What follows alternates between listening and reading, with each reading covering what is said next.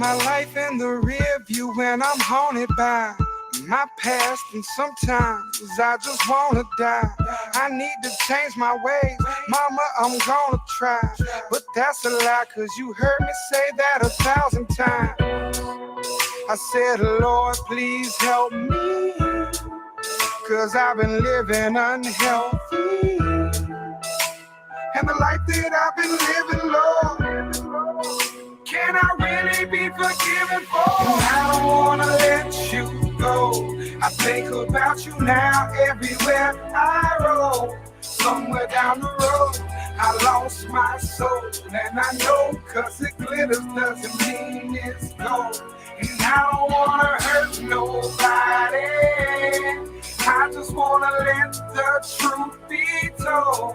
I don't wanna hurt nobody, but I'm about to lose my self-control. And they ask me how I'm feeling. I'm somewhere between Hendrix and Robin Williams. Hide behind the tears of a clown and the sound of silence, it seems so loud. Would you just look at me now when I take a shot of Crown and watch this Percocet down? Play the victim for too long to justify my habits, knowing everything I touch turns tragic. And I don't wanna let you go. I think about you now everywhere I roll. Somewhere down the road, I lost my soul, and I know cause it glitters doesn't mean it's gold. And I don't wanna hurt nobody, I just wanna let the truth be told. I don't wanna hurt nobody, but I'm about to lose my self-control. I guess I'm narcissistic, cause I'm trying to get it.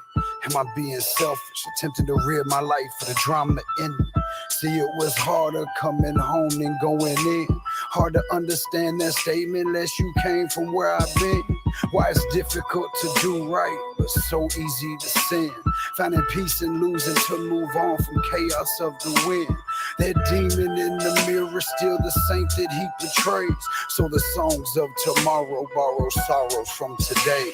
And I don't wanna let you go. I think about you now everywhere I roll. Somewhere down the road, I lost my soul, and I know cause it glitters doesn't mean it's gold. And I don't wanna hurt nobody, I just wanna let the truth be told. I don't wanna hurt nobody, but I'm about to lose my self-control. I don't wanna let you go. I think about you now everywhere I roll. Somewhere down the road, I lost my soul, and I know cause it glitters doesn't mean it's gold.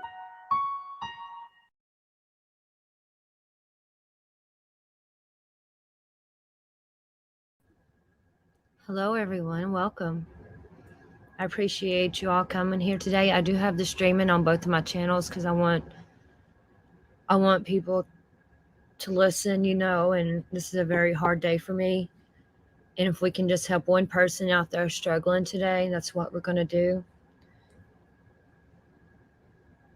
We will be chatting mainly on my Cotton Candy channel. I have it on my Cotton Candy Boobs channel too, but if you would like to chat, come over to the Cotton Candy side. I know it's confusing, but I just want to get it out as much as I can.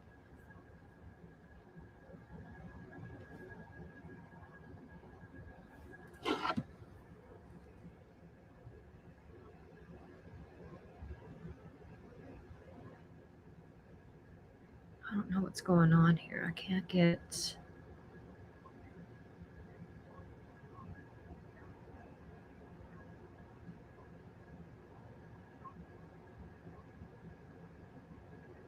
What the hell?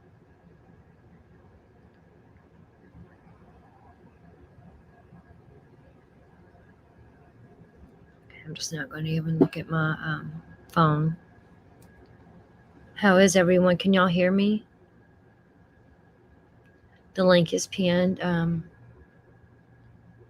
I got somewhat of a story I'm going to tell.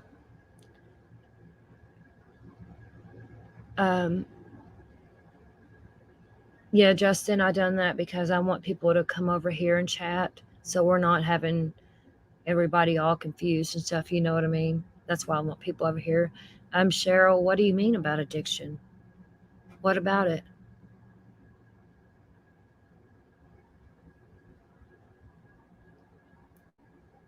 Okay, good. You can hear me.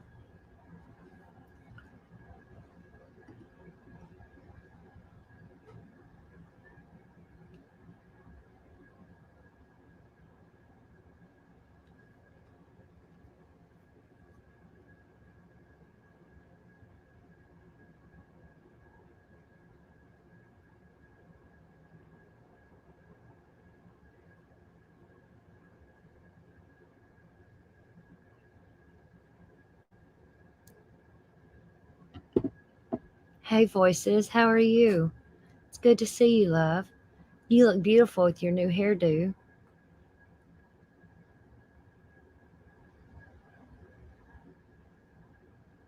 Yeah, you're at the right place, Justin. I don't know if you all seen my video, my little video I made this morning. I'm going to play that for you all. Cheryl, I'm still curious what you mean when you said, what about addiction? Let's see here. I'm going to play this video for those of you that haven't seen it.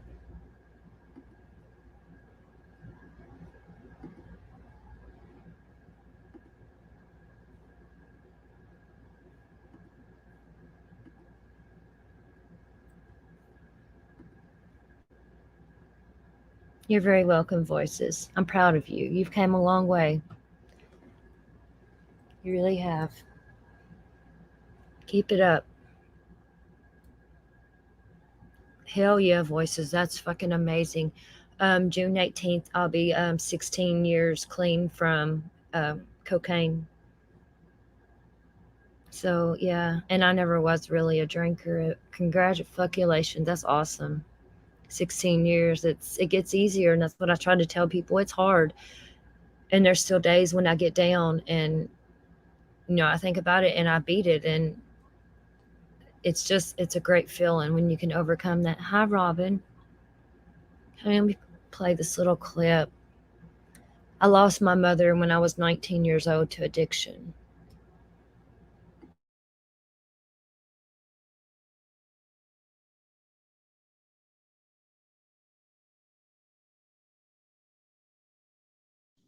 Today, 21 years ago, I lost my best friend, my mother, to addiction. It was the worst day of my life. And this tribute is to my mama. I love you, Mama. I miss you. I think about you every single day. And I know you're watching over me. You're the most beautiful soul I ever met on this earth.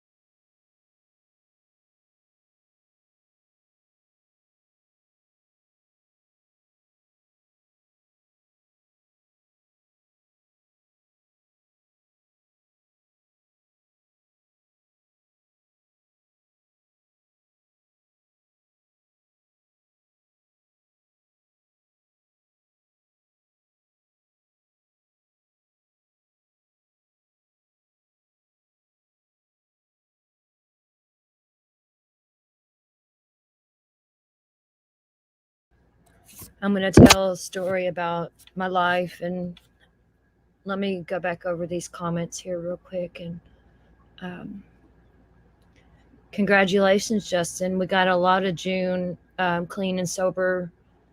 That's amazing in here. Oh, Cheryl, honey, you don't have to come up. I understand. It does get easier until a bad day hits, voices. I totally agree. And it's like we pull ourselves out of it. That's what I tell people. Like the first year is the hardest, and it gets easier every year, but that you always have your bad days and you just want to numb that pain again, and you whenever you can overcome that, like June 18th will be 16 years for me, and nobody can take that from me. I have someone running around, a jealous narcissistic ex on here, saying that I'm still using and all that. No, I'm not. But he can say whatever he wants about me, because I know what I've lived for the past 16 years. And I will get into my story a little bit here, and I don't care who judges me, and you can say whatever about me, because my clean date is mine, and there ain't a motherfucker on here that can take that from me. Robin, I have a addictive personality too. Oh, congratulations, Ellen. 30 years. 4 years surviving narc abuse. I've been there too. And oh, I'm sorry about you losing your mom as well. I lost my mom when I was 19.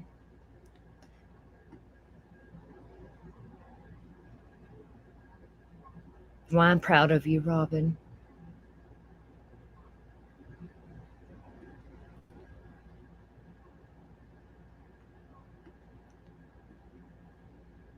Hey, Truly. Kayla, I'm going to tell the story of my mom, and I've never told this on here. And my mom was a single mom for years, raising me and my little brother. And she had this job where she was unloading trucks. She was a manager at a Dollar General store, and she had to unload trucks, and it messed her back up. And all she ever done before that was smoke a little weed, and there's nothing wrong with that. Well, she had to have a back surgery, because where she was unloading all those trucks, it fucked her back up so bad. And well, within like 3 years, she had 2 back surgeries, kind of back to back, over that. And she got addicted to pain pills. And then whenever she was working at the Dollar General, she met my stepdad, the man that helped raise me. And we've all tried to get her off of the pills, and we've put her in mental institutions, and it just doesn't work. And she was fighting to get her disability. She fought 2 years for that, still an active addiction. And there was one time she chased my brother and my stepdad around the house with knives, because my stepdad wouldn't go and buy her Oxycontins. And they called me, and I'll never forget it. I was pregnant with my first child. And so I called the state police on her, and they took her into the hospital. And they're like, yeah, you can go willingly and you can get out in 24 hours. Or if we have to take you, you're not getting out until we tell you can get out, And of course she volunteered, because she wanted to get out in 24 hours. And we just tried so many times to get her help. And then it was around March of 2002, she got her disability, and she got her disability back pay. She got like $20,000 some dollars. And I had just had my first son then. My first son was like 3 months old, and that was her first grandbaby, and she just loved him. And she did spend a lot of money on him, but not $20,000. And that was in March. And she died on June 7th of 2002, the same year, just a few months after she got that disability back pay. And whenever It was on a Friday. My stepdad, he went to work, you know, a normal day. They slept in separate rooms because my stepdad snored really loud and stuff, and it bothered her. And so he would always, every morning, you know, this was a house phone, take the cordless phone in there, you know, put it beside the bed to her. And he never thought nothing of it, you know. And he went to work that day and he got off early. And it was like 3 o'clock in the afternoon. He come home. He noticed the blinds were still shut. The car hadn't been moved or nothing. And he went into the house and into the bedroom, and he found her dead in the bed. She died in her sleep. And we didn't know, this was 21 years ago. And she was prescribed like, I can't remember exactly, like Lortabs and stuff. You know, this was 21 years ago. You didn't have all these hard pills yet, but she was buying a lot of them off the street as well. And they found a bunch of pills on the floor and on the bed and stuff, looked like where she would try to take one and she would miss her mouth. And she was prescribed Valium. And the pills that took her life were methadone. She was buying methadone off the street and mixing it with Valium, and it exploded her heart. And we had no idea, you know, that we knew she was bad, but we had no idea she was that bad. I was 19 years old. And it was just, whenever she died, she had $300 left out of $20,000. But they said her mixing the methadone and the Valium together is what exploded her heart. And that's whenever, you know, whenever they came and told me, I'll never forget, I was at the fire station with my little boy's dad, which was my husband at the time, and the coroner pulled up and they're like, ma'am, we got something to tell you. And it didn't click, you know, and the coroner and the state trooper was there, and they're like, your mom has passed away. And I'm like, what? You know, I thought maybe she was in a wreck, because once before, her and my little brother was in a wreck because she was on Somas.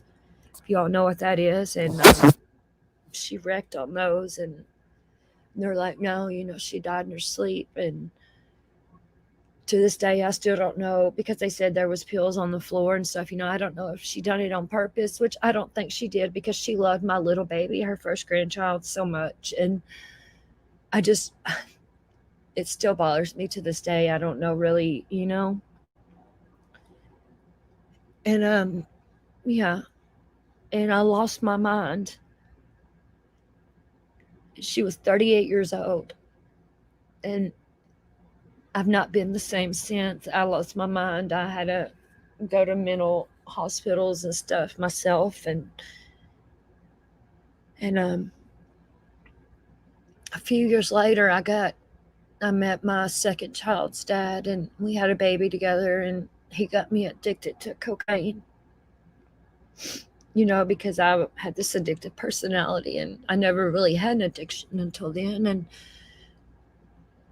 then I ended up going to prison over it. I spent 3 years in prison, and that saved my life. I went through 3 drug rehab programs in there. I done everything I could to better myself. When I walked out of prison that day, my stepdad come and picked me up, and I have not looked back since. And you know, prison saved my life. When I went to prison, I'm a small person anyway, but I weighed 88 pounds. You could see every bone in my body. I look like walking death. And I thank God that I went to prison, because I would be dead probably today. And I have been clean ever since 2007, June 18th, 2007. And it's just,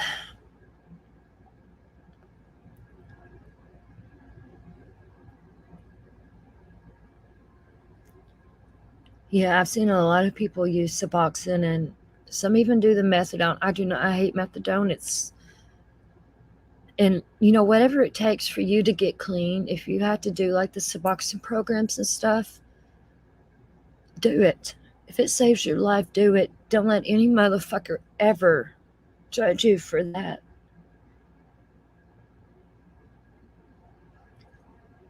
Here it is 21 years later, and I've lived longer without my mom than I lived having her, and it doesn't get easier.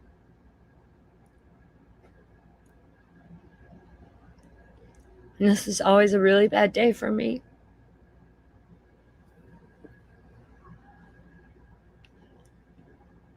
And if anyone wants to come and tell their story, you're more than welcome to come up.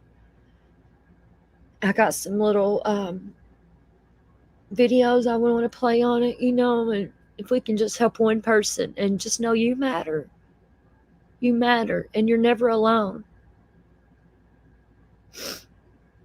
Yeah, LNCS, my mom used it to get high. At the end of it, she had to wear like a colostomy bag, and it was just, her organs were shutting down, and I kind of beat myself up, because I wish I'd done more. But I was only 19 years old. I didn't know what to do. My little brother, he was only 16, and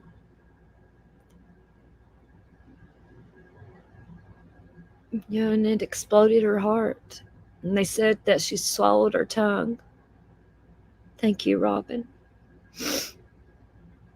Truly, I can see that. I've never messed with pills, really hasn't been my thing, and that's why I get really scared going to my mental health doctors and stuff. I'm scared of it.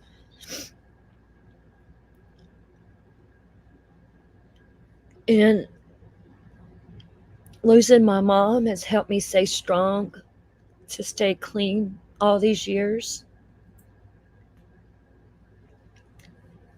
She's my angel in many ways. And anybody out there, if you want to reach out to me, my email is in my about sections, and I promise it'll be confidential. I'm always here for you, and you're not alone. You're not alone, and you can do this. You can do it. You absolutely can do this.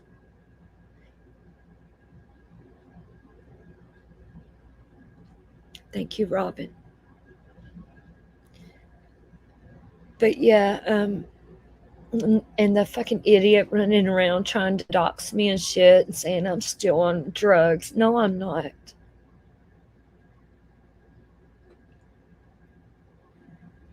No, I'm not.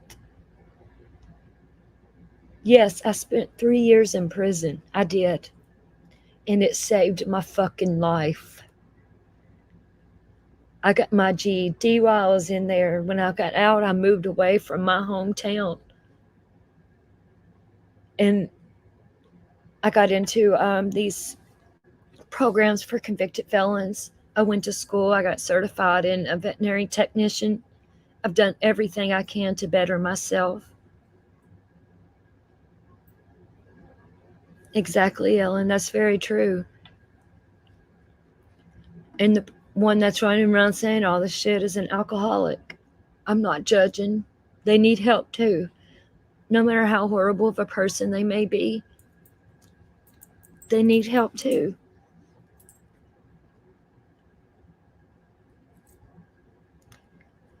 Yeah, truly. We've talked about this, and yeah, it does. You have to leave this place where you're at to get away from it. Nobody proof. Nobody. I know my truth.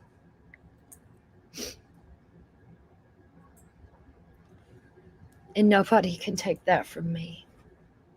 Especially a narcissistic piece of shit.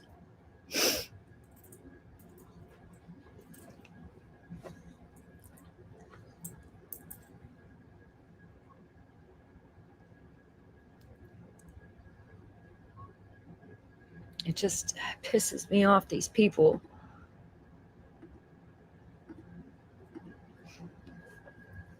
Hold on a minute, y'all. I gotta blow my nose. I'm crying here. Oh, I thought I had tissue. Just 1 second, y'all.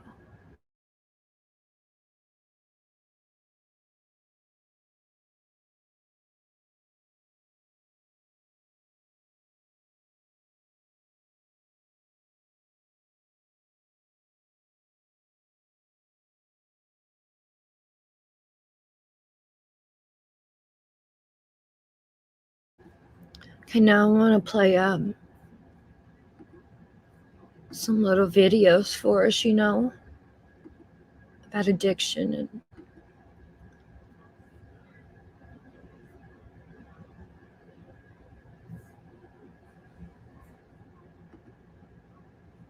just if we can help one person.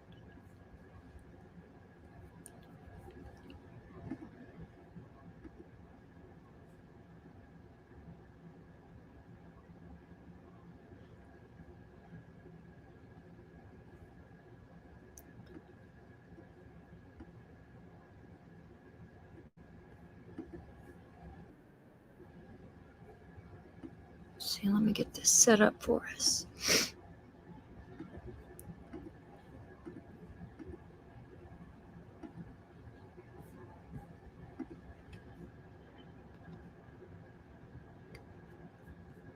Right, Ellen, and it's sad. And what gets me about, I've had 2 narcs in my life now, and this last one drinks like 3 bottles of wine a day.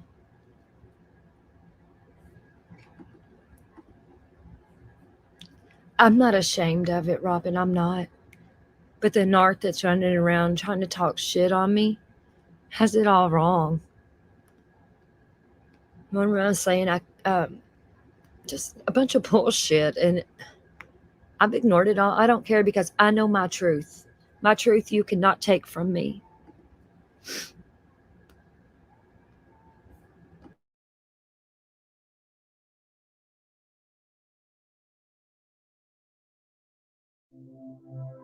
Why can some people drink or smoke socially, while for others, substances destroy their lives?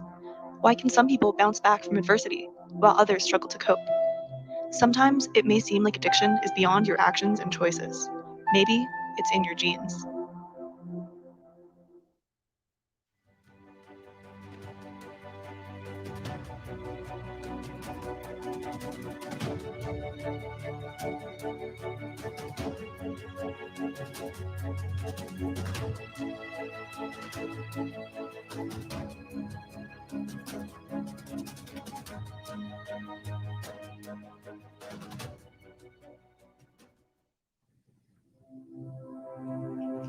So, does anyone else in your family struggle with alcoholism? I feel like my whole family's been addicted to alcohol. Like my mother's been addicted, my uncle and my grandfather. Like people judge me because of my addiction, but like they call me weak because I drink too much. But like they say like I wasn't raised right because of my drinking, and I feel like as soon as I tried alcohol, it was over. Addiction is a complex condition which is defined as a chronic, relapsing disorder characterized by compulsive drug seeking, continued use despite harmful consequences, and long-lasting changes in the brain. It is classified as both a disease of the brain and a mental illness related to the reward and motivation pathways in the brain. Recent studies have shown that there is a genetic component involved in addiction. By studying identical twins, researchers were able to determine the heritability of different substances. It was found that hallucinogen addiction is the least heritable, while cocaine addiction is the most heritable. Agents such as caffeine and alcohol are on the higher end of the scale. So, has your addiction impacted those around you? So my children, they have like an extensive family history, and that's partly because of me. And like they've never touched drugs or alcohol in their life, and I'm really grateful for that. So like I really want to know like what fuels this addiction so I can prevent it in my children. And I've met alcoholics with like no family history, and yet they're still alcoholics. So I'm really confused as to like how to prevent this from being an issue. While a genetic component of addiction has been identified, environmental factors still play a huge role in whether or not someone will develop an addiction. As with many other diseases, having a certain set of genes gives an individual a genetic predisposition. This means that an individual has an increased likelihood of developing the disease based on their genetic makeup. Scientists have determined that half the risk for addiction is genetic.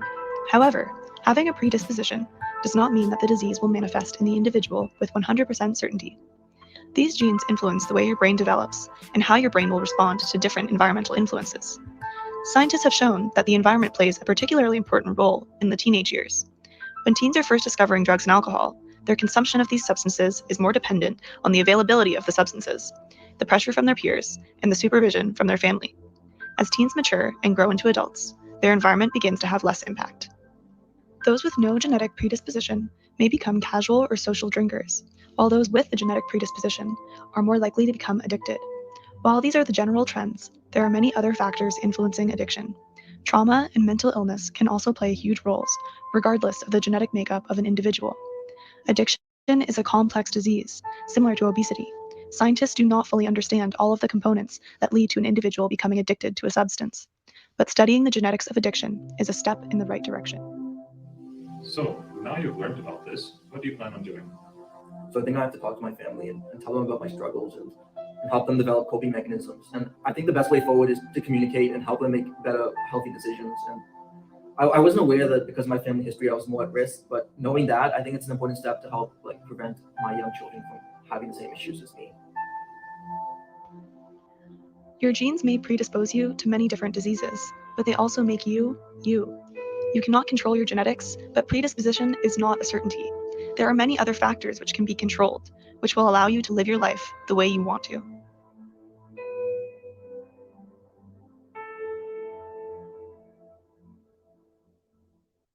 The downtown east side of Vancouver, British Columbia is one of the world's ground. I got a few little things here that I want to play for you all. And, I wish so many more could speak out about their stories, even those in active addiction, and let us help you. You're not alone out there. You're not. Same here, Ellen. And I respect all of you, and congratulations to all of you for every struggle, every pain, every heartbreak, and everything you all have overcome. It's not easy. And it takes one hell of a person to overcome that. And anybody can overcome that. I promise you, if I can do it, so can you.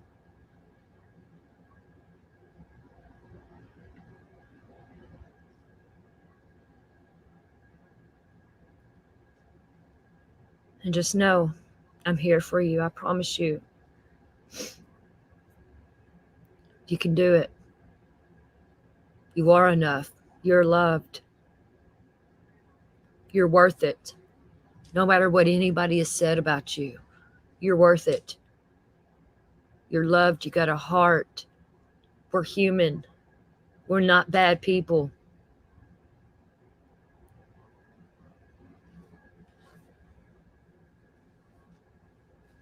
Okay, here we're going to watch a little bit of this one.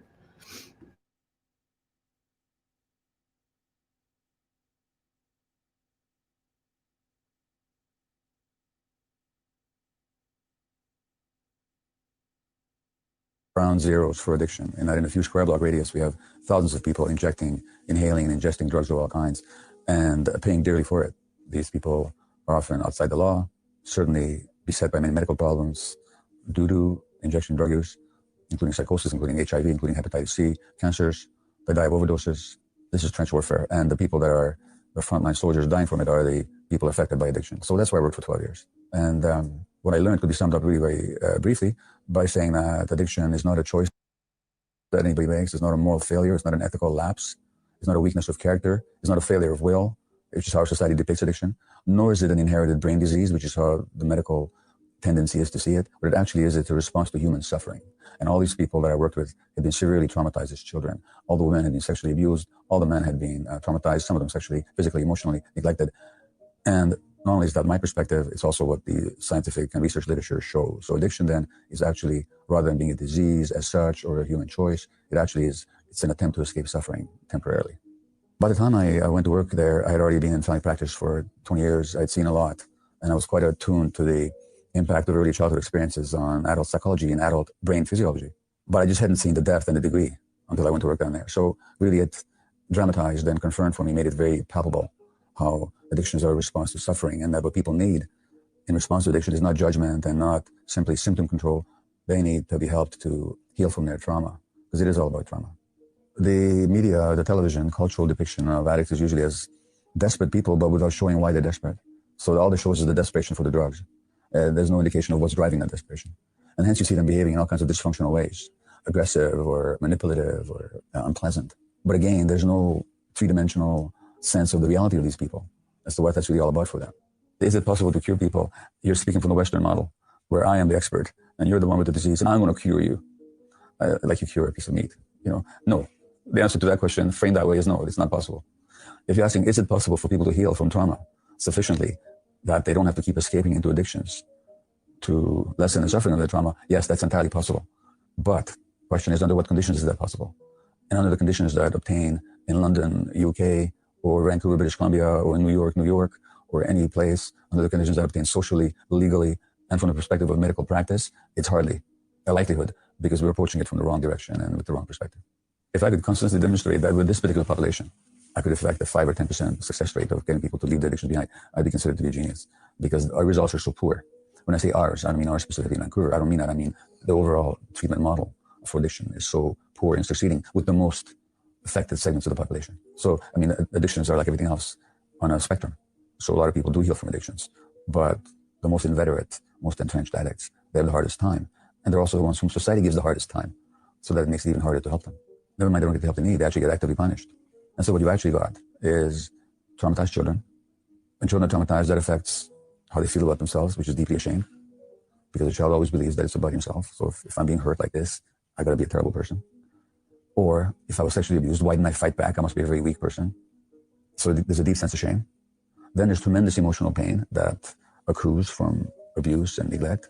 Tremendous emotional pain that is hardly possible for people to bear. Now they have to soothe their pain with substances or the compulsive behaviors.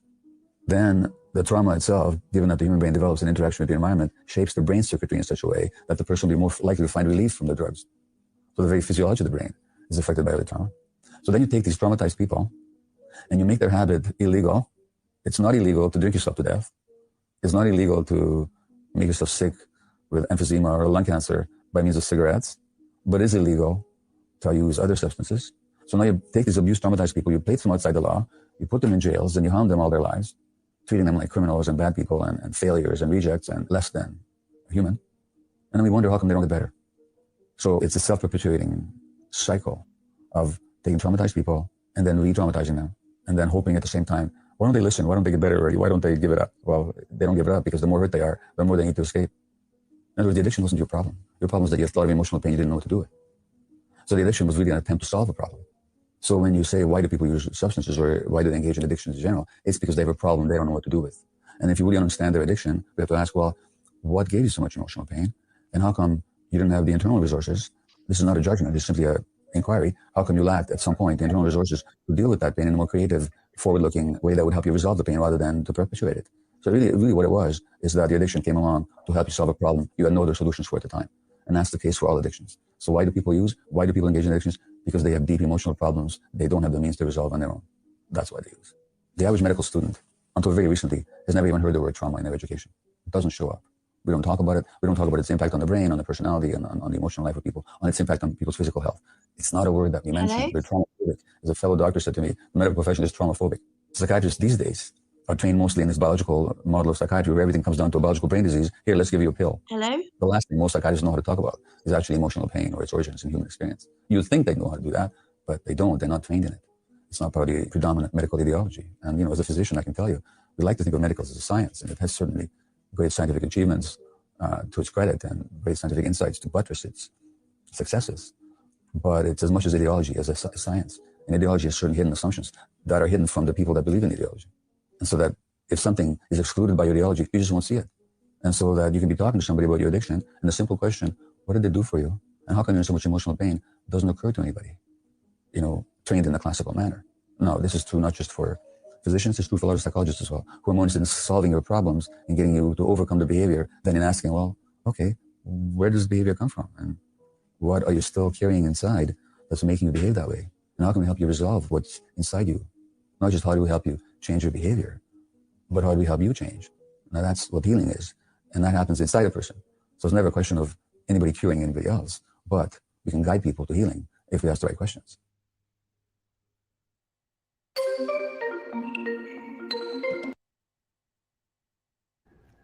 Sorry to the lady that I just added on panel.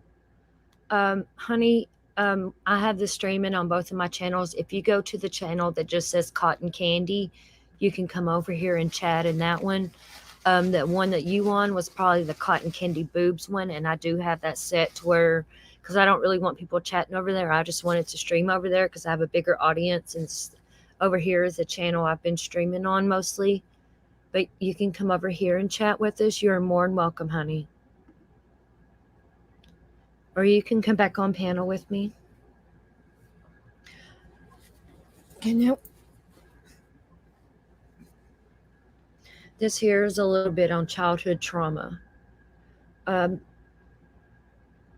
spent 5 years in a narcissistic relationship, and it took me that long to realize what was going on. And I'm still, right now, I'm going into, I'm in counseling. I really am. And I've been working on childhood trauma. I didn't even know I had childhood trauma. And there's just so many factors that can lead to addiction that so many aren't aware of, you know? And I recommend working on your inner child. Inner child work is very healing. It can help you understand so much about things that you haven't understood, if that makes sense.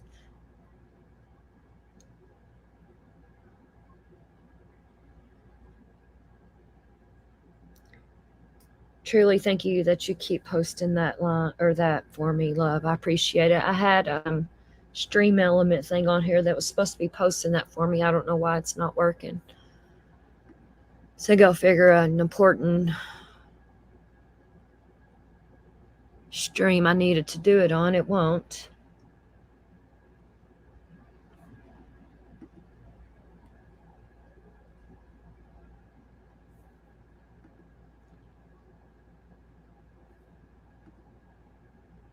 Let's see if this works.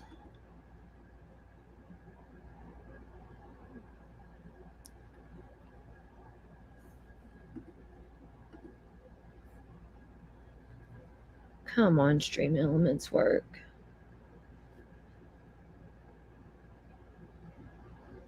Very true, truly. Very, very true.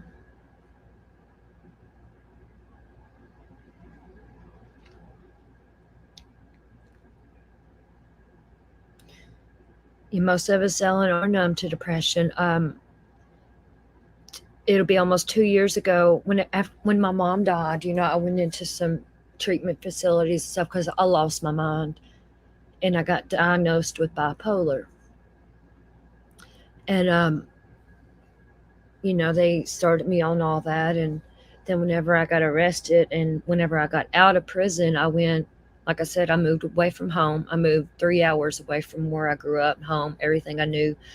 I moved to a town where I knew one person, one of my good friends, and they helped me. I went to convicted felon programs and stuff. They put me through school for my veterinary technician assistant thingy. And I got into therapy, and I got diagnosed with manic depressive disorder, bipolar. And then this past couple years, I had to take off work because my mental health got bad again because I was in a narcissistic relationship. And I found out I have ADHD, and it's just like, I've lived with ADHD my entire life, and it breaks my heart that no one even realized that something else was wrong with me, you know. And then they want to shove all these pills and stuff down your throat, and I'm scared to death of pills because that's what killed my mother. And but I have my pills in this I have this little lockbox thing, and you can only open it every 24 hours. It locks it, and that has helped me so much, you know. And I'm not as scared now, and it really helps me. And people just don't understand, you know. And then this last narcissistic piece of shit trying to say, you know, she's only going to these doctors to get these meds because she ain't clean. No, motherfucker, I'm not. No, I'm not. I wanted help. I got help. I'm getting help. And you want to judge me for that? Maybe you need to take your own advice, because that is narcissistic bullshit, gaslighting me, deflecting your fucking bullshit onto me. How dare you? Yeah, truly, it scares me to death to take meds like that. It does, because of my mama, you know. And plus, I'm just so terrified of getting addicted to something again.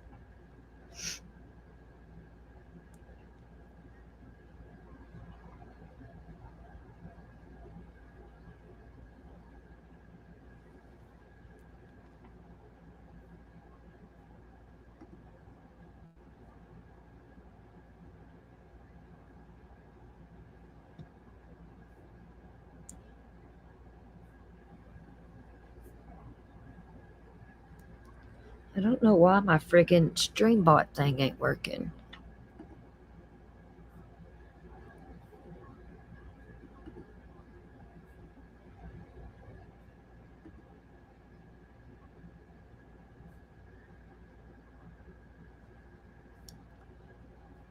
Let's see here.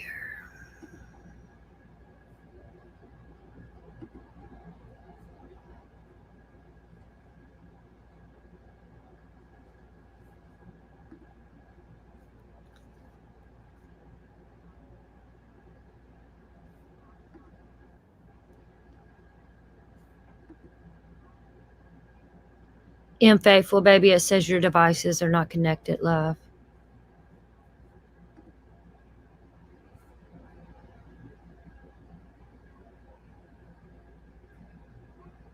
Yeah, Robin trying to control me.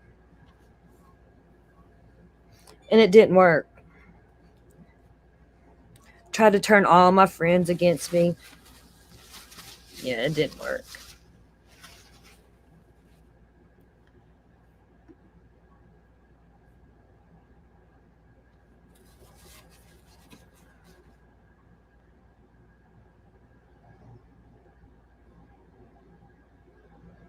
I'm so proud of you, Ellen. I am. I'm glad you're here. I really am. Miss Faithful, honey, it's saying your devices are not connected.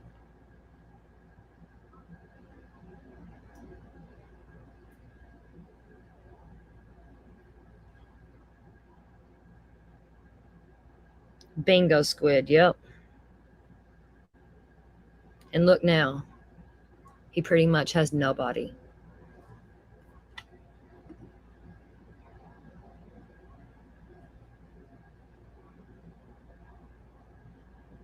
Hold on, Faithful baby. I will post the link over on that channel. Hold on. I'm helping Faithful here. Let me get you set up, sweetheart. Hold on just a second so you can come chat with us. I know it's confusing having two things going. I'm just trying to get the word out. Okay, I dropped a link. Click that link and see if that works for you, sweetheart.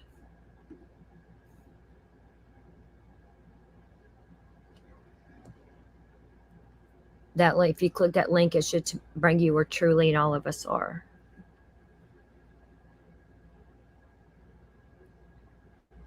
I'm so sorry it's confusing. I'm just trying to get the word out to as many as I can.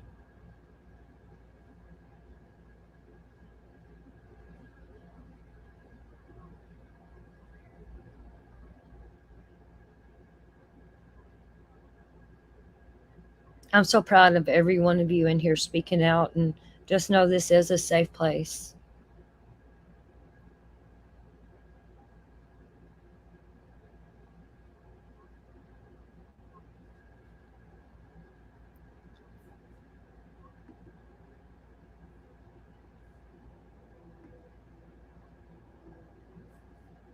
I don't know what is going on with my stream thing here.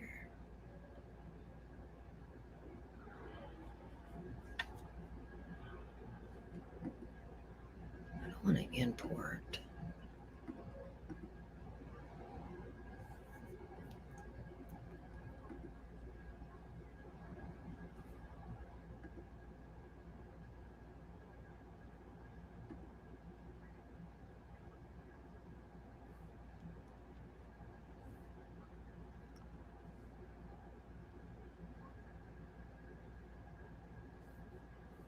I don't know what's going on with this.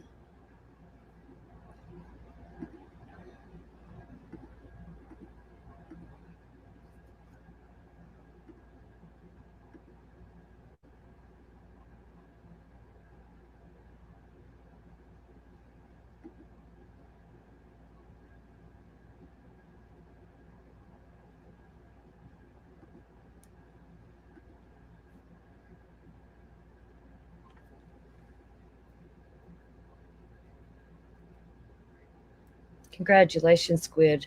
One day is an accomplishment.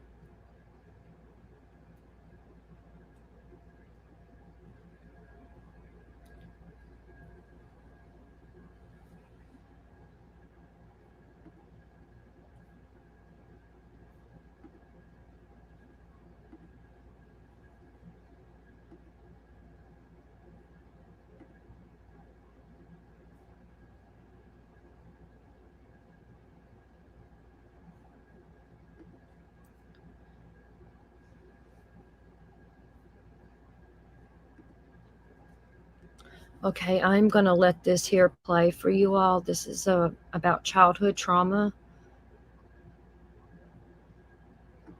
I'm going to go and use the restroom, and I will be right back.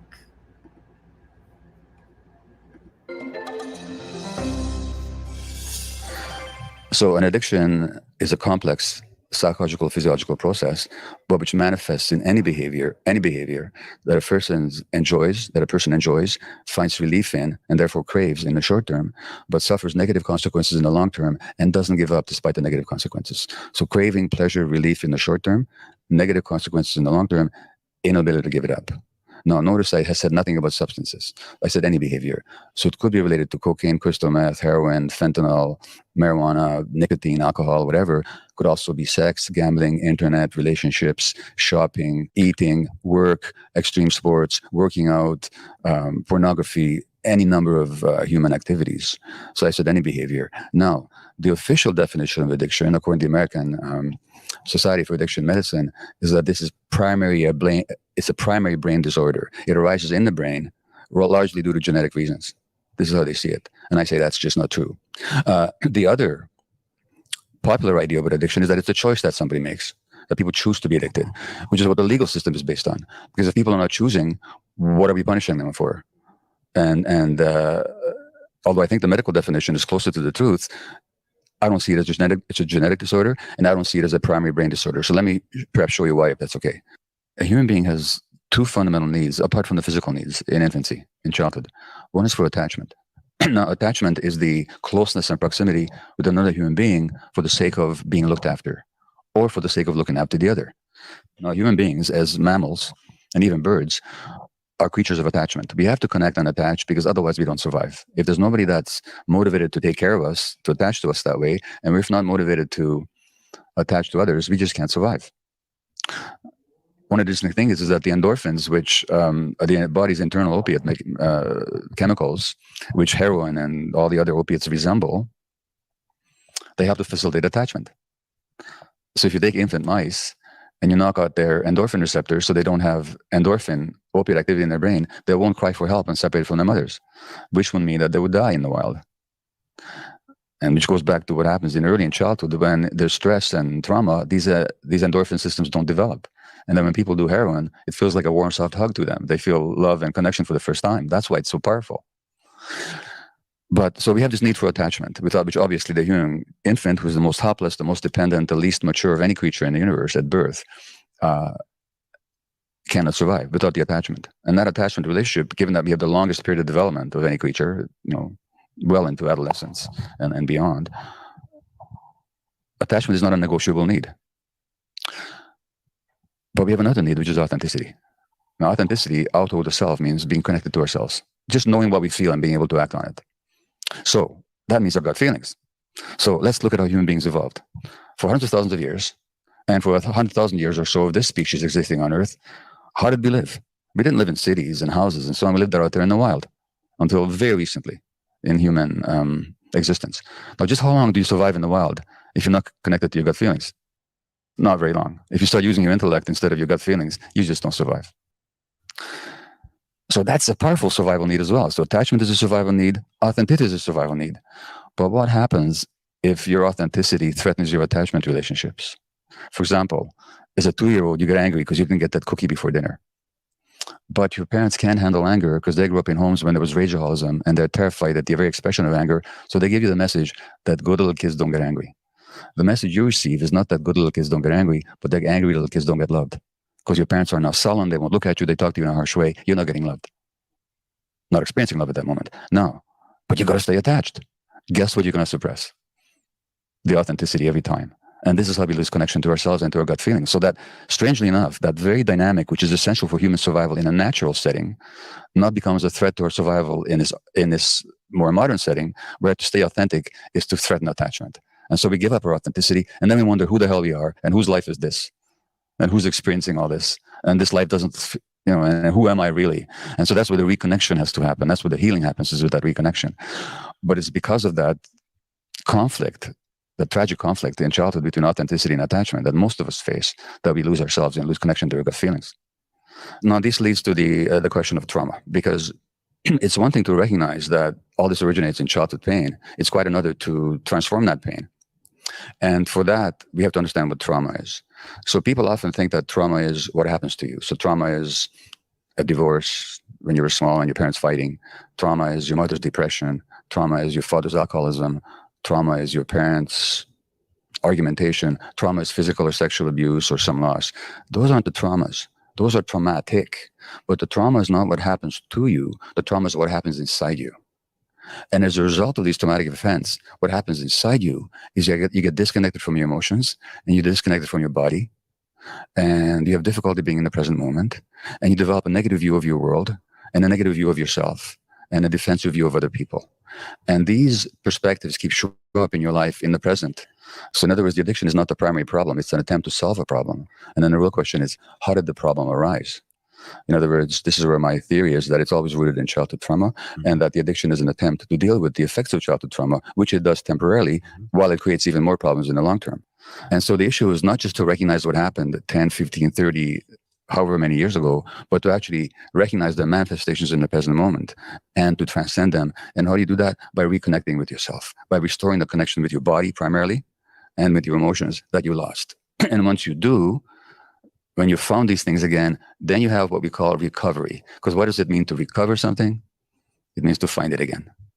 So what is it that people find when they recover? They find themselves. And the loss of self is the essence of trauma.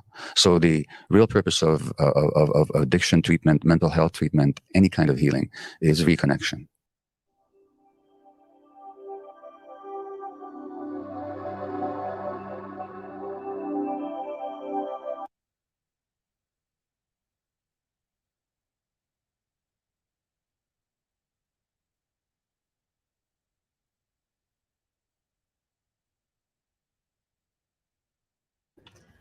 I paused it here on this just for a second, and I want everyone to remember this. And yay, and Faithful, you made. I'm so sorry, love. That was so confusing. It gets confusing when I do it on both channels like that. I know. I'm so sorry, love. And I'm so glad you made it. Yay, thank you and welcome. Oh, you're good, Robin.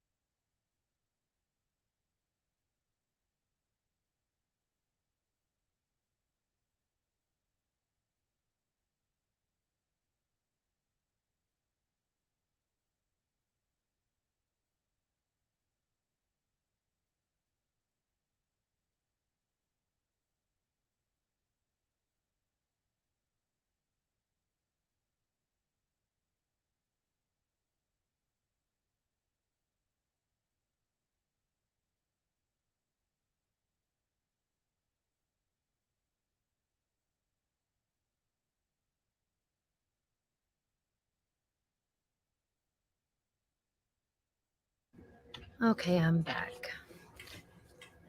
Had to take care of my little wieners here.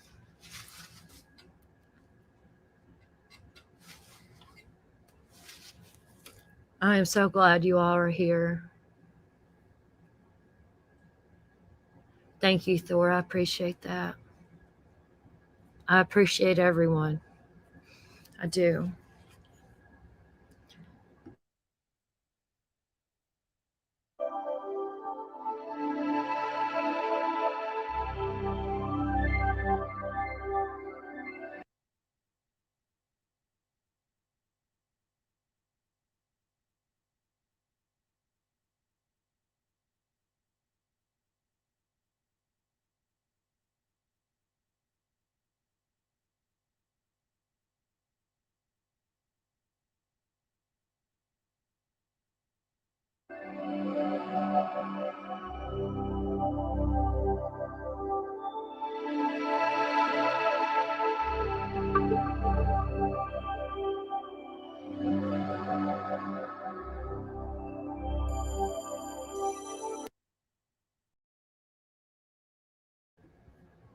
But I highly recommend,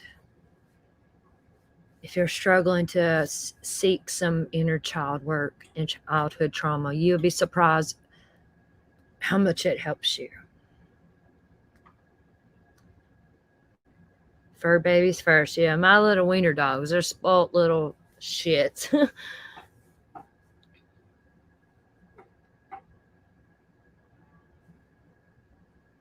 Oh, thank you, Thor.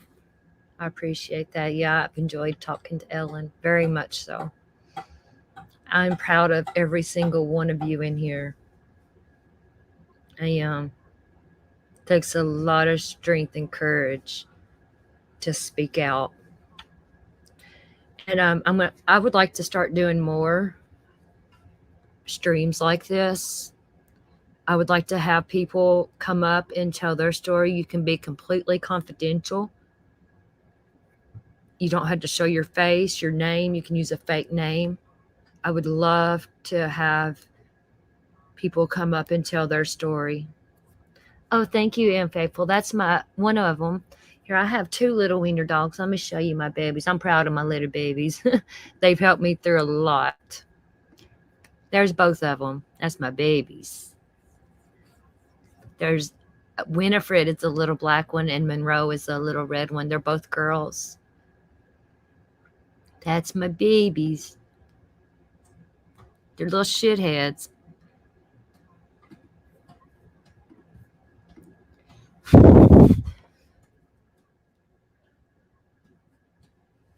My fur babies helped me a lot, truly, yes.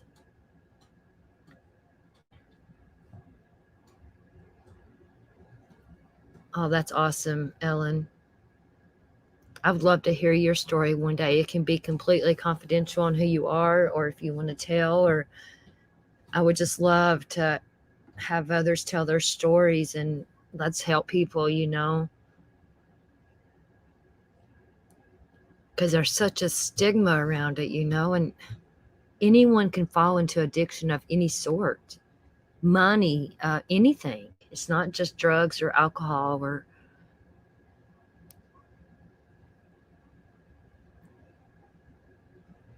let's see what else I have here for us.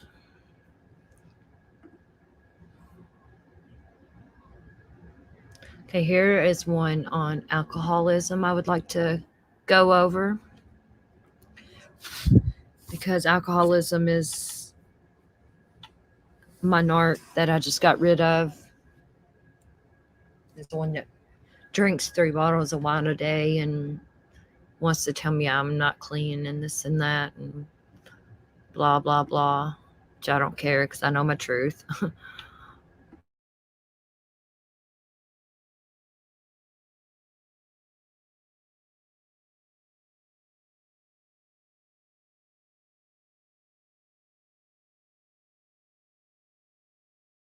It may be hard to understand how a behavior can be considered a disease.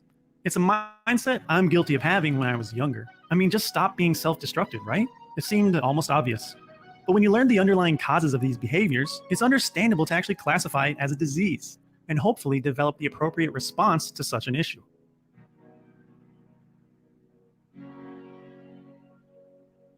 Substance abuse is a spectrum with the level of use plotted along it. Our own relationship with it is unique for each person. As someone more prone to this side of the spectrum, I've never felt the need or urge to use substances beyond scattered social occasions. For this reason, it's difficult to understand what people on this side of the spectrum feel, and was the main reason for my inability to understand and properly empathize with them. So I'm not going to pretend like I know what it's like to have such a disease, because I couldn't possibly. But I will do my best to understand the actions and symptoms of it. On the most basic and superficial level, alcoholism is a genetic disorder. It's the result of improper gene expression. However, unlike normal genetic disorders, instead of being a flaw within the genome itself, alcoholism is caused by epigenetic factors. The symptoms of this improper gene expression can be cured with ethanol or alcohol consumption. This creates a strange disorder where improper gene expression causes the consumption of alcohol to fix this gene expression, but which then in turn causes more improper gene expression. Let's look into the mechanics of this. Your brain is stupidly complex. There are supposedly 80 to 90 billion neurons in your brain all switching on and off and somehow producing patterns that create you. It's not all random. Our brains develop specific tasks for specific neurons in specific regions. We're going to focus on this little region here called the amygdala, the emotional processing region. Your amygdala dictates whether memories and sensations are positive or negative. And this is the region where neurologists suspect most of the impact from alcoholism occurs. Normally, brains have a specific balance of brain chemistry. That's just a broad term meaning the chemicals and proteins that make the brain go. Proteins that interact directly with neurons are called neurotransmitters. Their presence changes how neurons fire and thus alter patterns within your brain and subsequently how you feel and think. We're going to focus on this neurotransmitter, neuropeptide Y. NPY has a bunch of different roles, but in the amygdala, NPY is like the chill out my dude neurotransmitter. The more neuropeptide Y that binds with neurons in the amygdala, the lower the sensation of anxiety. This is called an anxiolytic effect. A deficiency in neuropeptide Y binding creates an anxiogenic effect, and this is where the first half of alcoholism begins. If you've ever drank alcohol in moderation, you'll notice you tend to relax after a short while. Why is that? Neuropeptide Y doesn't appear out of thin air. It needs to be created, and the instructions to create it are hidden in your DNA. A strand of human DNA is about 2 meters in length, which is about 400,000 times the diameter of a neuron nucleus. So normally almost all of the DNA is tightly wrapped up around protein complexes called histones, so as not to take up too much space. However, now that it is wrapped up, no one can get at the DNA within. Therefore, no useful proteins can be made from the DNA. In order to use the DNA, it needs to unravel a little bit. This is mediated through epigenetic processes. The one we are concerned with is called acetylation. Little proteins will come along and place acetyl groups on the histones for them to relax and unspool a bit of DNA. Now, regular transcribing of DNA can begin. But yin and yang exists everywhere, and just as histones can be acetylated, they can also be deacetylated, which causes them to constrict right back up. The presence of ethanol in the brain, by some yet unknown mechanism, stops the production and recruitment of histone deacetylases, which means our hats can roam free acetylating to their heart's content, and their work won't be undone. This causes the chromatin, or DNA, to relax and become easily available for transcription. One of the main hats in the amygdala, CREB, happens to acetylate regions near the neuropeptide Y and neuropeptide Y receptor genes. So, with acute alcohol consumption, we see a large increase in neuropeptide Y transcription and production in the amygdala, producing the desired anxiolytic effect. After a while, the ethanol is metabolized, and your amygdala goes, "Whoa! What's with all these acetylated histones? HDATs, get in here, clean this mess up." And ideally, your brain goes back to normal. This happens because our brains and our bodies like stability, yin and yang, balance.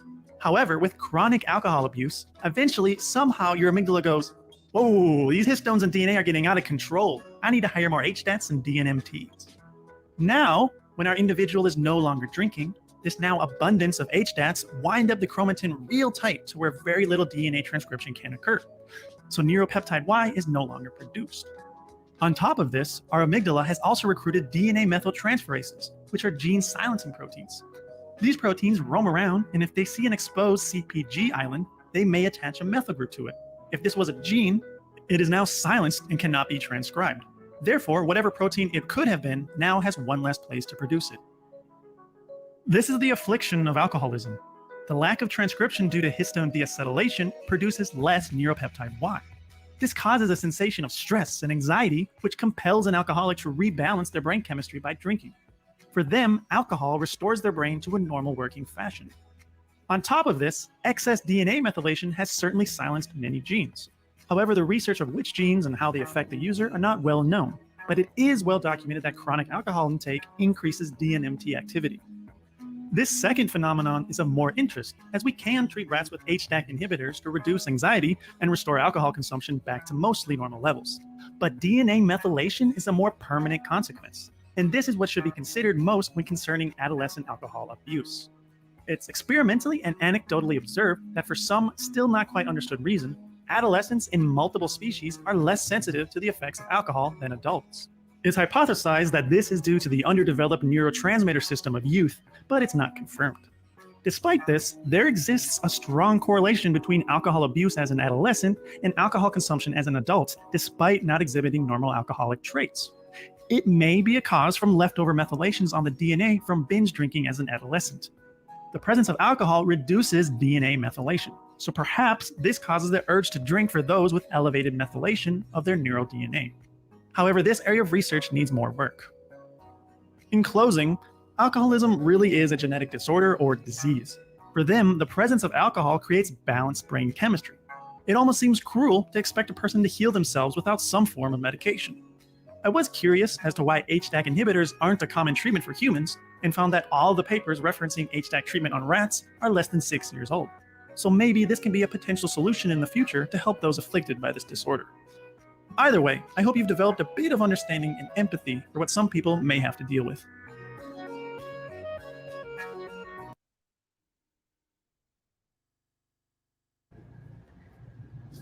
Yeah, I would love to panel up with a bunch of you all and us discuss this, and because this is something I'm passionate about. Maybe this is the direction I need to take this channel, because I've gotten out of true crime. True crime used to be my passion. I loved it, but I don't care for it no more. And I want to do good for the world. And I want us to help people. And I think this might be my calling. And because whenever I got out of prison, I wanted to be one of those that went around to prisons and spoke to the people. But there's a lot of people in prison and jails.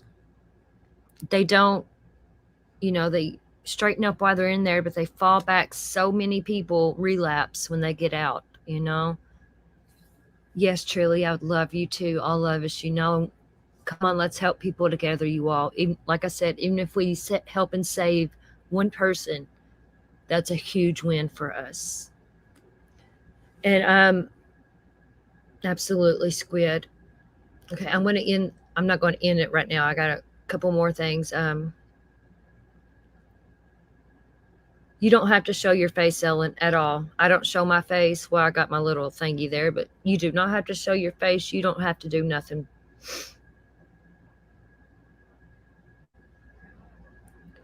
You can be totally anonymous. You can come up here and change your name, everything, and we will keep you totally anonymous. I promise you. Anybody that wants to come up.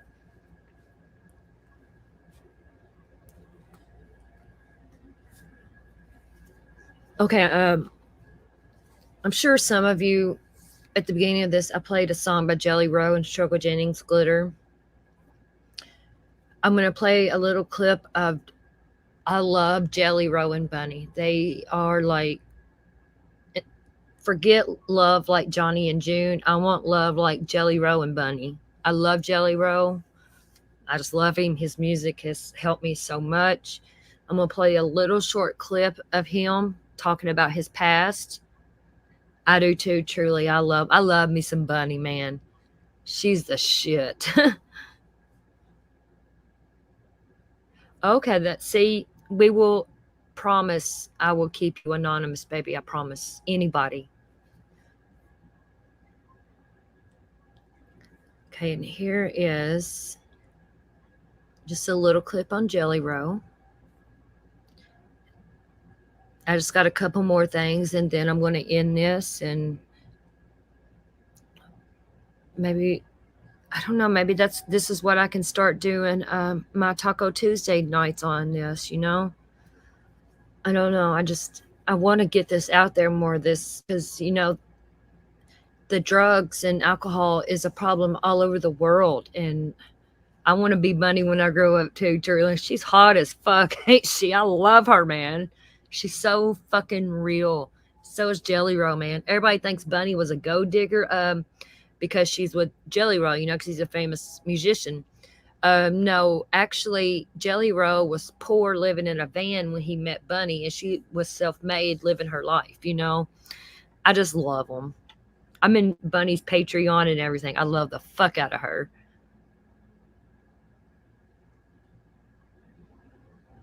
Oh, Ellen, really? I forgot all kinds of stuff on Kylie.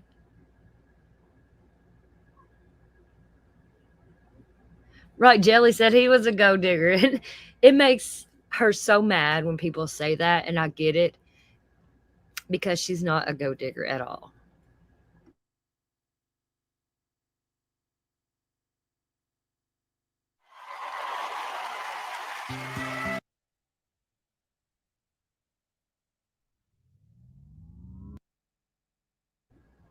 Well, shit, hold on a second. I've lost what I was trying to do here. Where is that?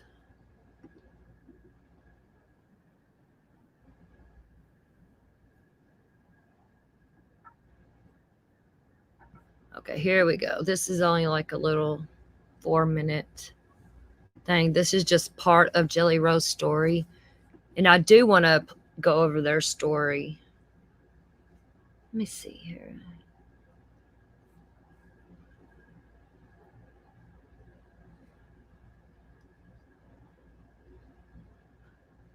Or there is like a 20-minute one I can speed up if y'all would rather watch that one. It's a little more in depth. Hold on, let me see here. Let's go to Bunny. She has a good little. Let's go over a little bit of them because they so inspire me.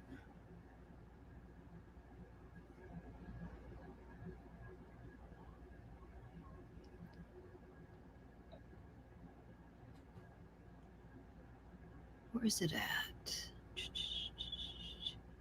Yeah, but Bunny is the shit.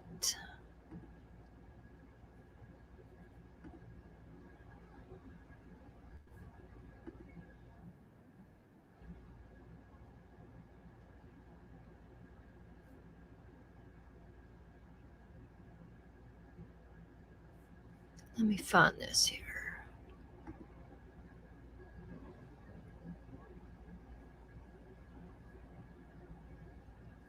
There was a really good one. Let me find it. It might be on her Patreon. Now, I'm not going to show her Patreon, you know.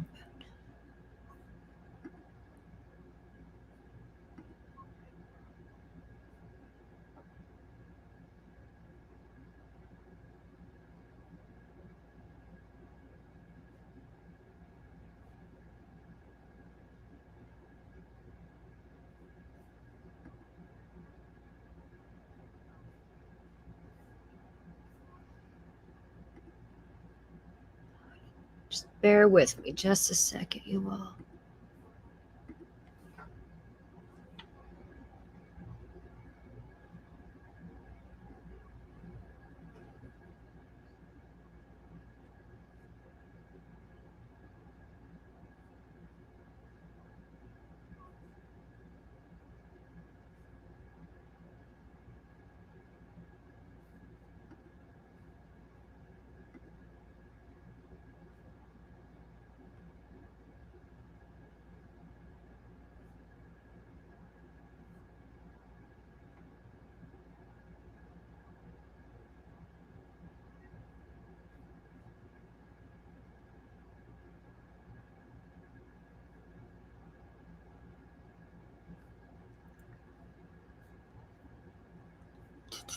Just a second.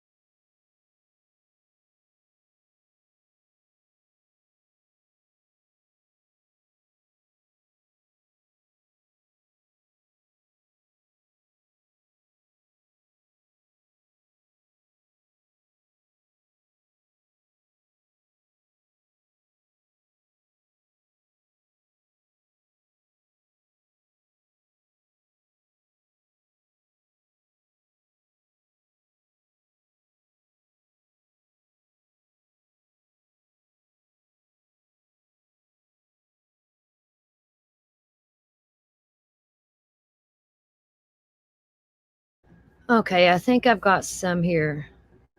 Right, truly, that's what I said. Hell yeah. She does. She's so genuine. Here, I want to show you. Hey, Cautious Gems. They are the cutest. I love them so much. Let me get up here. We're gonna. They just inspire me. You know, because Jelly was an addict, and it's just so inspirational to me. Let's see here.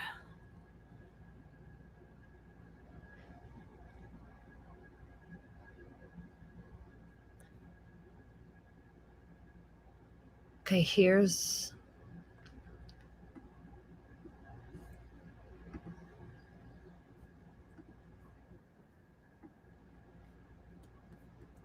Okay, let's see here. Let me get us all set up.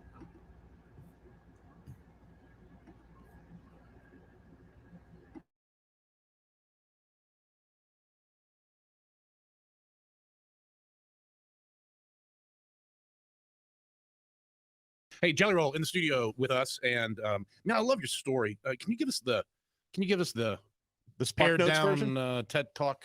Yeah, no, for Jelly sure. Roll? The fortune cookie version. Yeah. The elevator pitch. So I was born right in Nashville, Tennessee, right where we're sitting right now. I'm from Antioch, Tennessee. It's a middle, lower class community right on the south side, South Nashville. I grew up to a really blue collar, hardworking father. He was a meat salesman. He ran a meat company called D Ford Wholesale Meats. I'm a D Ford, obviously. He also booked bets on the side, so he taught me about that nonstop hustle, baby. My mother, when I was younger, she's way better now, but she struggled with like mental health and addictions. Mhm. And I was the youngest of four, so I never controlled the radio. That's why I make so many different kind of music. I was never in charge. Mm-hmm. I think about the age of 14, I made a decision that would spend the next 12 years of my life in what we call the revolving door of the judicial system. I'm not proud of this part of my story, but it took up so much of my story that I have to speak on it. Mhm. I probably did 9 out of those 12 years in and out of jail. Meaning 9 in, the other 3 out, just in rotational form. Mhm. One of the times I was out, I got a young woman pregnant, and this was my Damascus Road experience. On May 22nd of 2008, I was at the Correction Corporations of America right here on Harding Place in South Nashville. I was in cell 223, and I've been in 1,000 cells, but I remember this one for this reason. They knocked on that cell door and told me I had a daughter that day. My daughter was born, and that was my Saul to Paul moment, kind of. Mhm. And I was like, I'm gonna go home and do anything I can not to risk my freedom to provide for this child. Like, I had a good father. I want to be a good father. And I did. I came home and started selling CDs off of Spindles while I was showing my age over here. Yeah. I was hustling CDs off Spindles and going to all the nightclubs around town and all the Silverados and stuff. Y'all been here a while. Mhm. And just kept building it, dude. I was doing 200 shows a day, dude. I would do I would open up for you back then for a pack of chewing gum and a bag of Bud Yep. and a gas card, you Yep. know, and just kept hustling and working. I guess I started in hip hop, started kind of getting more soulful with the rock and Southern rock influences and the country influence. And Yeah. which, as of today, by the way, we're #1. I got it this morning alerted. We are officially the #1 song on rock radio. What? Wow. It's my first #1. Yes, sir. It's called Dead Man Walking. We're celebrating that today. So if you got any liquor, I'll drink it. And, Well, look over there. We have, Don't turn around. nothing makes me happier than drinking before I eat. yeah, well, you've come to the right place. You certainly have. Welcome home. Yeah. So that's kind of my story in the pitch, man. It was just, and that same little girl is almost 14. Oh, that's Me and my awesome. wife have had full custody of her for 9 years. I seen her this morning before she went Let's to go. school. Let's go. So yeah, it's my little homie, man. It's awesome. I just realized that you know what's funny is I'm sitting there listening to you talk, and then I realized I hadn't even really noticed your face tattoos. Well, thank you. I didn't even normally listen. That's the first thing you would 2 notice. years ago, I would have been like, oh my god. Now I didn't even know. I don't even notice. Ain't that awesome how far we've came as a society now? You know what I'm saying? Hey, well, listen, we're gonna do this this weight loss thing, and like we're gonna reach a goal, and like we're gonna have to get a tattaoo together. Yes. like a My Little Pony He tramp has no stamp. tattoos. By the No way. tattoos? No, I don't have anything. Let's go. This will be the first one. I don't think we should start with a tramp stamp. But you know what I'm saying? I do. Could you reconsider that? That's I amazing. think it would be great. As long as we don't have to get them in the same location. I'm okay with getting the same All right. tattoo. And I'll have to. It's gonna be Strawberry Shortcake. Yeah, I'm a big dude. You probably struggle with the same thing. I don't know where my tramp stamp would be. My cramp goes up the middle of my back. It's the weirdest thing. I think, like, I have like a little. We'll talk about this, but Yeah, you know what? Let's. like, you think it ends Yeah, no. and it comes No. right back. It's like I grew another Every one. now and then it hits my neck. It's the weirdest thing. People hug me and can rip it open. You know I what I'm thought, I saying? thought it was your spine line, but it's not. Yeah. All right, Jelly Yes. Rose with us. We're coming right back. Hang on. Hey, if you like that video, go ahead, like, subscribe, click the bell. You know, You have been told what to do. Do it. Do it.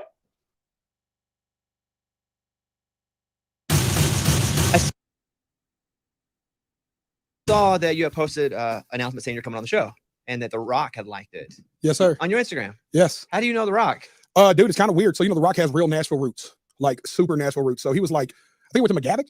So he just keeps his like finger on the pulse of Nashville. Like he's just like engulfed in the culture. And I think like a song of mine randomly came up on his play. It's like the most random occurrence ever. And somebody reached out, was like, yo, The Rock's going to post a video with one of your songs. I was like, please don't play with me. I was like, don't do that to me. It was like, I swear to God, this was like 4 or 5 years, 6 years ago. And he sure did. And ever since then, we stayed in touch, man. He was the first person to congratulate me whenever I got invited to the Grand Ole Opry. And he congratulated you how? He sent me a voice. He sends like the voice memos. That's like his thing. You know, he'll like. So you got a voice memo from The Rock? Yeah, for sure. I want to play it, but I don't want to be that guy. Yeah, I mean, I listen to it every now and then to pump myself up. It's like my pre-workout before I go get drunk because I don't work out. So right before I go to a bar, I'll listen to like a voice memo from The Rock. Like, let's go. Jelly Roll is with us. Let's talk about, for the audience that hasn't come across your music yet or who you are, like what's up with the name Jelly Roll? So I'm obviously looked the part, and my mother named me that whenever I was a little chubby kid. Been fat my whole life. And she tried to call me Jelly Roll when I was young, and I spent the next 30 years trying to grow into the name. I think I've done it. And yeah, it just stuck. And then I had a guy in high school that jokingly Okay, I think I'm going to skip this one here because it kind of says what we've already said, and it's like 20 minutes long. Okay, let's see here what I got. Let's see.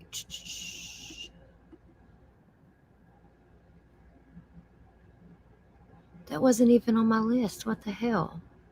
Here's what I wanted to.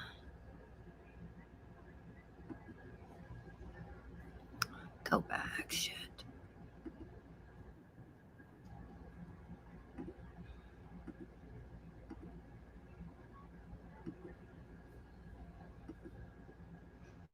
Hey, Sonia. Hey, love.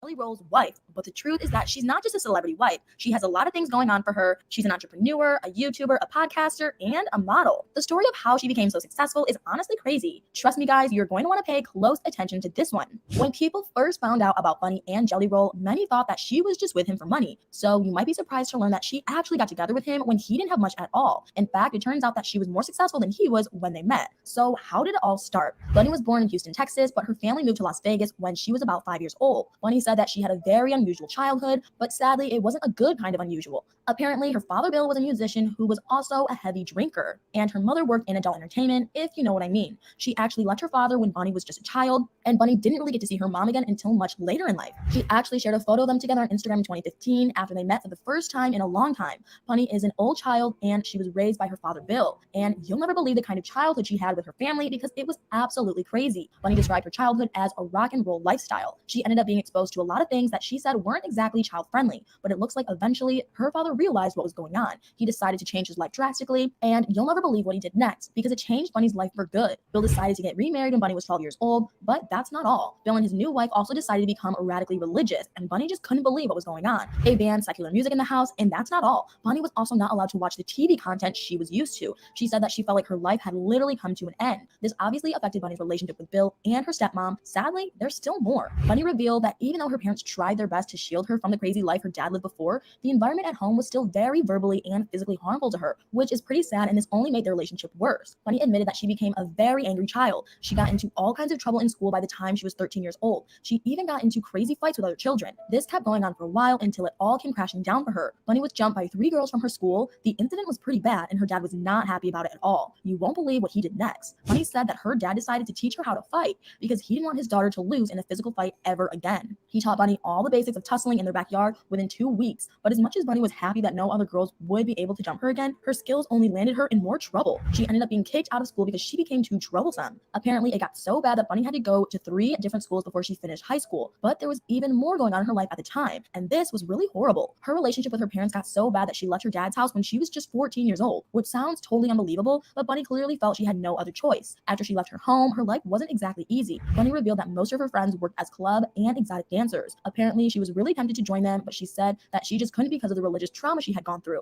She decided to work as a waitress, but she still struggled to make ends meet. Eventually, Bunny did end up working as an exotic dancer, and you'll never guess how she decided to change job. Apparently, a friend of hers saw her paycheck from waitressing and criticized her for it. She told her that she could make that much money in just a few days working at the club. It also didn't help that Bunny's then boyfriend actually cheated on her with an exotic dancer around the same time. Bunny said that she felt that she could be an exotic dancer too, and an even better one. So she decided to give it a try, and you'll never believe how much this changed her life. Bunny said that she started as an exotic dancer, but she apparently eventually started working as a high-end escort. At the time, she would make between $30,000 to $40,000 per night, which sounds pretty insane, but Bunny said that she made a lot of money during her life in Las Vegas. She started living a luxurious life really young, and she had everything she always wanted, but it looks like something was missing. Bunny had been in all kinds of relationships, most of which were more like a business, while others were very toxic, but she always wanted to experience real love, and it looks like she never gave up. When Bunny met Jelly Roll in 2013, he was just a struggling artist who did gigs in Las Vegas for as little as 100 per show. The two of them met backstage after Jelly Roll's performance, and you'll never believe how they got to meet. Bunny was at the concert with a friend who was also Jelly Roll's friend. She said that she really liked Jelly Roll while he performed on stage. She described him as having the saddest eyes in the room, and she just wanted to meet him. So she asked her friend to introduce her to him, and it turns out that they both felt a strong connection the moment they met. In fact, Jelly Roll said that he felt her soul and genuineness the first time they hugged. They hit it off immediately, but it looks like there was a downside to that. Jelly Roll was a struggling artist, and he actually lived in his van when the two of them started dating. That could have easily impacted their relationship, but it looks like Bunny was in it no matter the circumstances, because you won't believe what she did next. Apparently, she lived in a luxurious penthouse, and she invited Jelly Roll to sleep on her couch every time he was in town, and he moved from the couch to her bed pretty fast because they ended up in a serious relationship pretty soon after that. But you have to wonder, was Jelly Roll okay dating a high-end escort? Apparently, he actually didn't have a problem with it. Bunny said that this made her fall in love with Jelly Roll even more, especially because a lot of people judged her for what she did for a living, but it looks like she also wanted a different kind of life for herself because she soon decided to quit the job. Bunny said that besides the fact that she wanted her relationship with Jelly Roll to work, he was also raising his daughter, Bailey Ann, and she didn't want her to be exposed to her lifestyle, which is pretty incredible, especially since Bunny wasn't even married to Jelly Roll when she decided to change her life. Bunny decided to establish and grow her own brand, and that's exactly what she's been doing ever since. She is now a social media star with hundreds of thousands of followers. She has very successful YouTube and podcast channels, and she's also a model. But most importantly, Bunny is also a loving mom to Jelly Roll's children, and he says that she is an amazing woman for loving his kids like her own. Honestly, I feel you have to admire Bunny for everything she's overcome. I just think what she's done is seriously impressive. But what do you guys think? Do you agree that Bunny's done really well for herself? Do you like her and Jelly Roll together?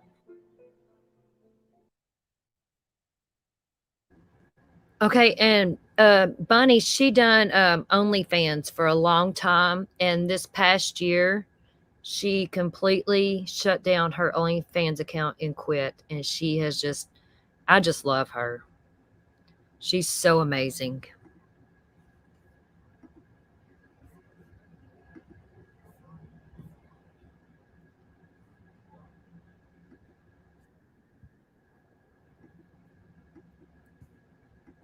Okay, and just a couple more, and then we're going to end it. I just want you to see, how people change from addiction. And because Jelly Roll he thought he would never be anything in life. Yeah, that's great, isn't it, Ellen? She did. She completely retired from it. Now all she does, she models, but not like nudity. And she takes care of her family. She completely quit the OnlyFans.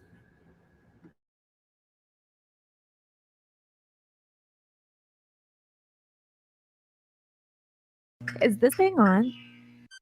All right, gentlemen, coming to main stage next. This is Bunny. Get up there. She's got a tornado of titties coming your way. Get those dollar bills ready. She's got an ass that shakes like Michael J. Fox. So get up there and throw them dollars. Dude, that is fucking iconic. What's up, guys? Welcome to another episode of the Dumb Blonde Podcast. Yes. You've got your own camera, guy. Look at Candy, just solely focused. Good job, Andy. Way to go. Listen, your wife is, I don't know if you've noticed or not, but your wife is pretty fucking You have professional. built a media company. Literally. Yeah. Yeah. No, it's nuts. We're getting bigger, though. Dumb we'll be Blonde bigger. Productions. Yeah. What's up, We've Daddy? only just begun. What was your final I made it moment out of all the accomplishments that you've had this far? Which ones fed your soul the most? Ooh.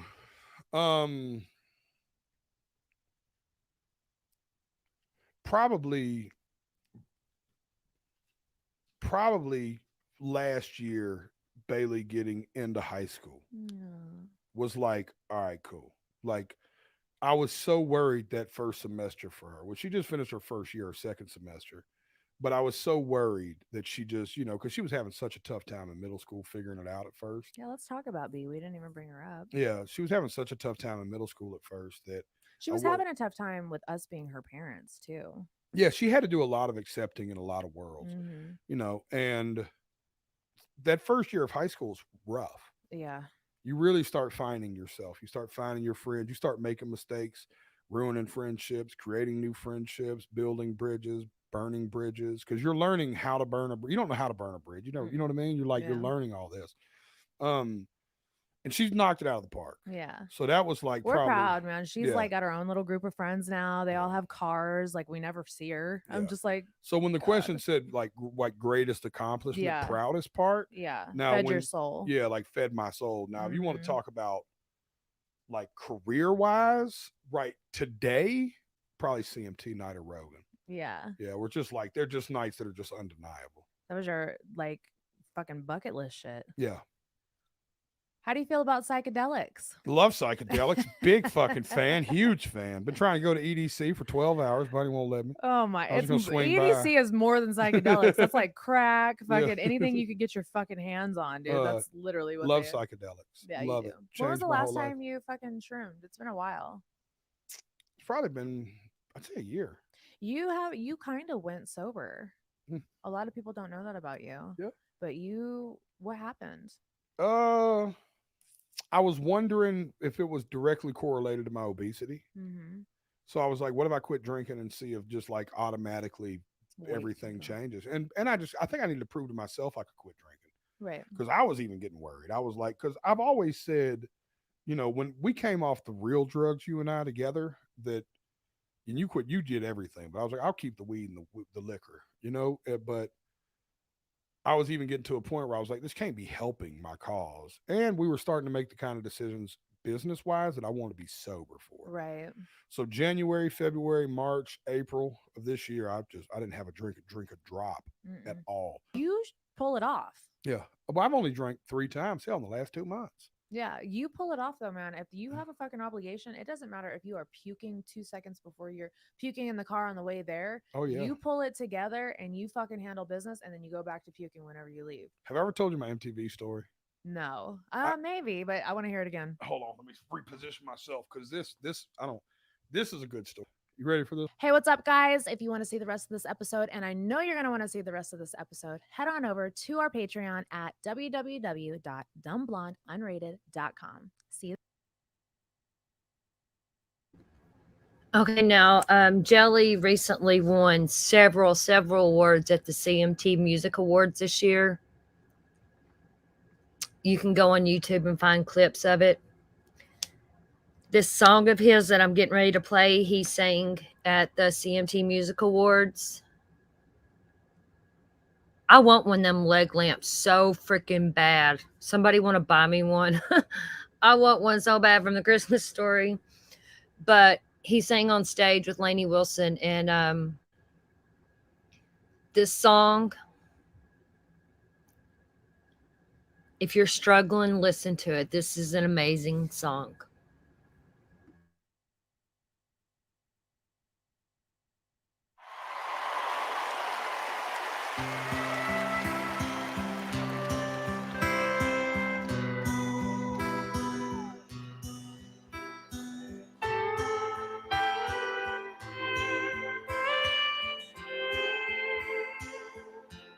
Somebody save me from myself.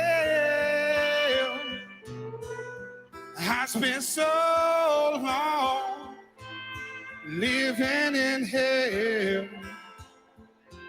Well, they say my lifestyle is bad for my health. It's the only thing that seems to help.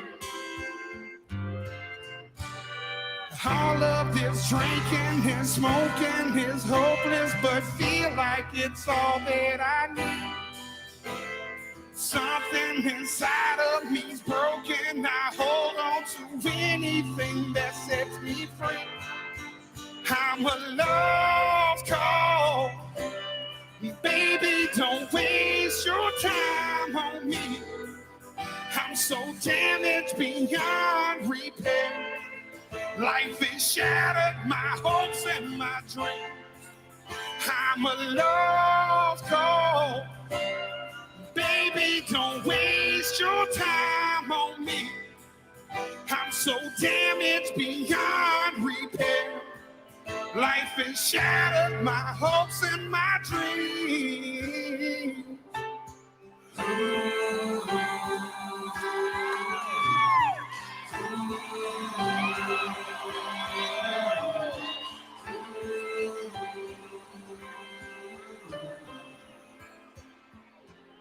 What if the night sky is missing the moon?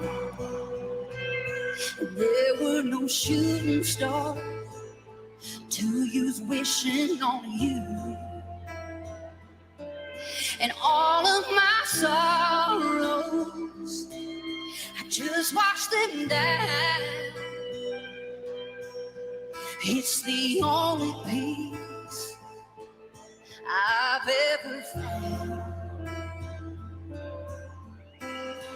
All of this drinking and smoking is hopeless, but feel like it's all that I need. Something inside of me's broken. I hold on to anything that sets me free. I'm a lost cause. Baby, don't waste your time on me. I'm so damaged beyond repair. Life has shattered my hopes and my dreams. I'm a lost cause. Baby, don't waste your time on me. I'm so damaged beyond repair. Life is shattered, my hopes and my dreams. Ladies and gentlemen, Miss Lainey Wilson.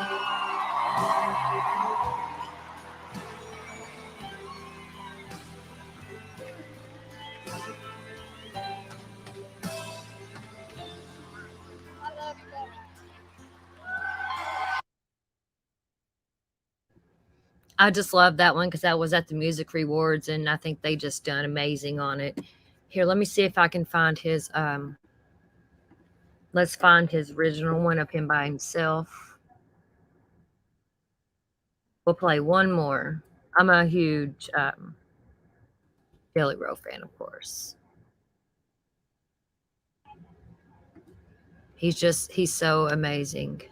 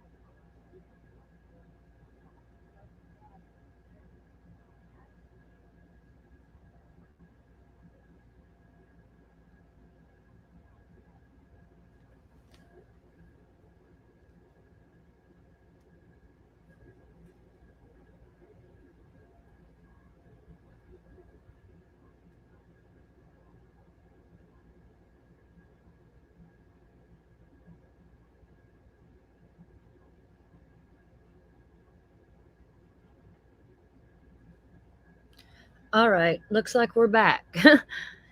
That happens to me every time I play music. I was waiting for that to happen. It always comes back. Well, we got the gist of it, and there is actually one more song I'm going to play. Not Jelly Roll, but even though they just got me, they do that to us all the time. And every time it does it, it always comes back. It just takes a minute.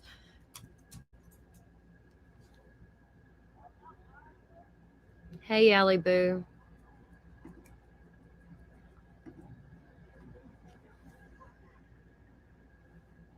Okay, so this song here is, I love to have some good homemade mashed potatoes. Yeah, it always comes back every time it does that. It does me when I play music. I was waiting for it. I'm going to play one last song. This is dedicated to my mother. Hey, Wacky. Hey, Allie Boo. This is dedicated to my mother. And after this song, I'm going to end the stream. And thank you all so much for being here. I appreciate and love you all. And we will be back with more of this talk. And if those of you that would like to share your addiction journey and story, email me. We will set it up. You can be completely anonymous. I love you all so much, and I appreciate you. I do. And this goes out to you, Mama. I love you. Rest easy.